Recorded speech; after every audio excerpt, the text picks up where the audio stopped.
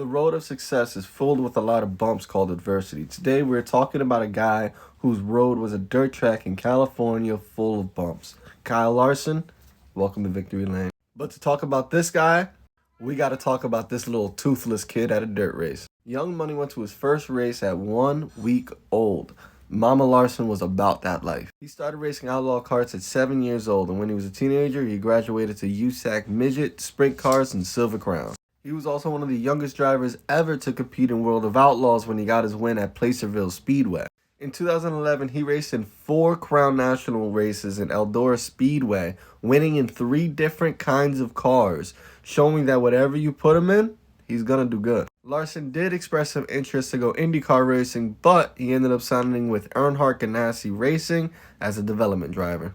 Larson then got moved up to ARCA, and in his first race ever in a full-body stock car, he ends up winning the race with only leading the final lap. Larson ended up winning the championship with consistency. He got 2 wins, 12 top 10s, and in 14 races, beating Corey LaJoie's 5 wins. Larson had a few Truck Series rides, but never full-time. He got sent straight to Xfinity.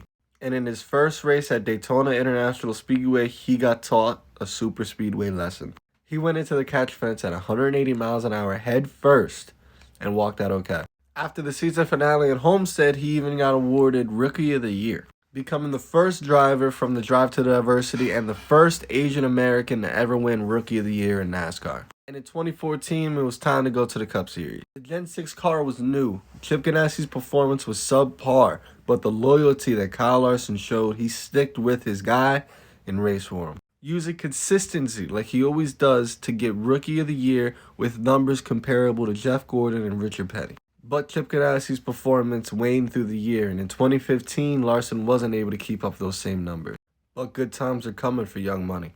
In 2016, the cars were better. Larson was able to battle Matt Kenseth for the win at Dover, racing him very, very cleanly, not taking each other out, and Larson accepting a second place. And at Michigan, Chase Elliott and Kyle Larson battling out for their first win ever. Larson comes out on top. In Fontana, Larson would also beat out Chase Elliott. And then again, in Michigan, Larson would beat out Elliott, starting a little friendly rivalry between these two. But unfortunately for a rivalry, you need to be competitive.